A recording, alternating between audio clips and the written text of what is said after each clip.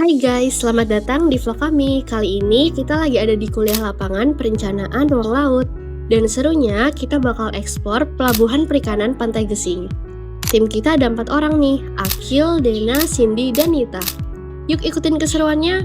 Perjalanan kami dimulai dari Fakultas Teknik UGM pada pukul 7 pagi dengan menggunakan bus. Setibanya di Jalan Legundi Saptosari, kami berganti kendaraan dan melanjutkan perjalanan dengan shuttle bus menuju pelabuhan.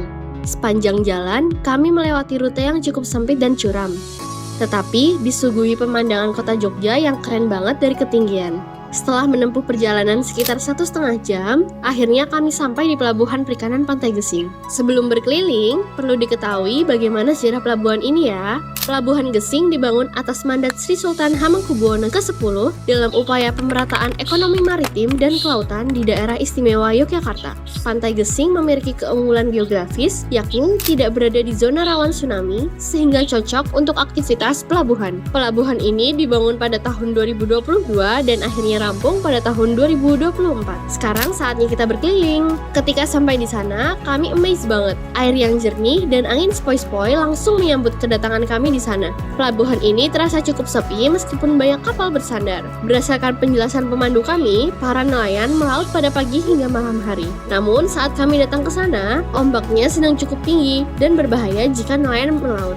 Pelabuhan Perikanan Pantai Gesing memiliki kolam dengan luas sekitar 1,5 hektar. Selain itu, pelabuhan ini juga dilengkapi oleh bangunan port yang digunakan para nelayan untuk menjual hasil lautnya. Menurut penuturan pengelola pelabuhan, Pelabuhan Gesing memiliki komoditas unggulan berupa ikan tenggiri, kerapu, kakap, dan jenis ikan lain yang memiliki nilai jual yang berstandar ekspor. Bahkan, ekspornya sudah mencapai level internasional. Jumlah nelayan yang berada di bawah naungan Pelabuhan Perikanan Pantai Gesing sebanyak 110 orang yang tidak semuanya berasal dari daerah istimewa Yogyakarta. Sebagian berasal dari Pacitan, Cilacap, dan daerah lainnya. Pelabuhan Gesing menyediakan shelter bagi nelayan yang berasal dari luar DIY. Mayoritas nelayan dari luar daerah memilih melaut di Pelabuhan Gesing atas arahan dari kelompok nelayan setempat, serta berbagai faktor pendukung lainnya. Salah satu nelayan dari luar DIY menyampaikan alasan pribadinya memilih melaut di Pelabuhan Gesing. Menurut beliau, sistem pembagian hasil yang didapat lebih adil daripada ketika melaut di Pacitan. Beliau menambahkan bahwa laba yang didapat lebih tinggi di Pantai Gesing. Sementara itu, di Cilacap mereka lebih diperlakukan seperti buruh. Sedangkan di Gesing, para nelayan diberikan kebebasan untuk mengelola hasil tangkapannya sendiri. Setelah melaut, mereka menyetorkan hasil tangkapan kepada juragan yang kemudian menentukan harga jual hasil laut. Dari total penjualan, sebanyak 5% dibagikan kepada komunitas. Kemudian, sisanya dibagi antara nelayan dan juragan.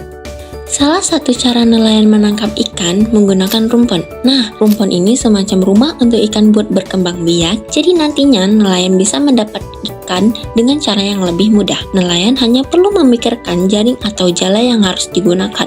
Dikarenakan ketika menangkap ikan dengan jenis yang berbeda, maka jaring dan jala yang digunakan itu juga berbeda. Omong-omong soal menangkap ikan, nelayan di Pelabuhan Gesing memiliki rutinitas mengenai fenomena unik yang menggunakan mereka, yaitu fenomena benur atau ketika bayi-bayi lobster mulai menetas. Mereka hanya perlu menjaring bayi lobster lalu dapat menjualnya. Fenomena ini sangat menguntungkan dikarenakan dengan modal yang kecil mereka bisa mendapatkan keuntungan yang sangat besar. Benur yang ukurannya hanya sebesar bulir padi dapat dihargai hingga 20.000 per ekornya. Sebenarnya, penangkapan bayi lobster merupakan sebuah dilema, dikarenakan di satu sisi dapat meningkatkan kesejahteraan bagi nelayan, namun di sisi lain itu dapat mengancam ekosistem lobster di lautan. Undang-undang yang mengatur mengenai penangkapan lobster memang sudah disahkan, namun untuk penegakannya masih mengalami ketimpangan dikarenakan PPP Port Gesing hanya dapat mencatat pengambilan ikan, tidak bisa mencatat pengambilan lobster, sehingga bisa dibilang undang-undang tersebut efektivitasnya menjadi terbatas. Kita kembali dengan nelayan. Nelayan di PPP Gesing melaut dari pagi hingga malam. Di malam hari, mereka hanya mengandalkan lampu yang berasal dari HH Ocean View untuk dapat mendarat kembali di Gesing. Hal tersebut dikarenakan fasilitas mercusuar Pelabuhan Gesing yang belum tersedia. Selain keterbatasan akan fasilitas mercusuar tersebut, Pelabuhan Gesing juga membutuhkan reduksi gelombang seperti yang ada di Pelabuhan Sadeng. Hal tersebut karena adanya gelombang tinggi yang dapat merusak kapal-kapal nelayan dan juga juga dapat menyebabkan pendangkalan alur pelayaran di pelabuhan. Pendangkalan pelabuhan dapat menyebabkan kapal-kapal besar tidak dapat menepi di pelabuhan. Hal tersebut tentunya sangat akan disayangkan karena komoditas yang dihasilkan oleh kapal-kapal di Pelabuhan Gesing merupakan komoditas yang memiliki kualitas ekspor cukup tinggi, seperti yang tadi telah disebutkan. Hal-hal seperti keterbatasan mercusuar, tidak adanya produksi gelombang, dan pendangkalan alur masuk pelabuhan merupakan permasalahan yang dihadapi oleh Pantai Gesing dan belum dapat diselesaikan karena adanya keterbatasan dana. Dana yang berasal dari pemerintah belum cukup untuk menutupi seluruh pengeluaran tersebut. Padahal, jika dilakukan perbaikan, dapat memberikan suatu dampak positif pada peningkatan ekonomi lokal, baik bagi nelayan, masyarakat sekitar, dan pemerintah itu sendiri. Gagasan yang terinspirasi dari kegiatan yang ada di Pelabuhan Gesing adalah hasil tangkapan sumber daya ikan akan memiliki kualitas ekspor yang lebih tinggi bila diiringi dengan pengolahan atau diversifikasi produk. Cara pengolahannya juga dapat melibatkan masyarakat dengan membentuk komunitas pengolah ikan, sehingga produk hasil tangkapnya memiliki peningkatan nilai tambah dan ragam produk sebagai upaya peningkatan ekonomi di sekitar Pelabuhan Gesing. Bersama dengan pengembangan fasilitas, kolaborasi antar sektor, dan implementasi diversifikasi produk, Pelabuhan Gesing dapat menciptakan ikatan ekonomi lokal yang kuat dan berkelanjutan.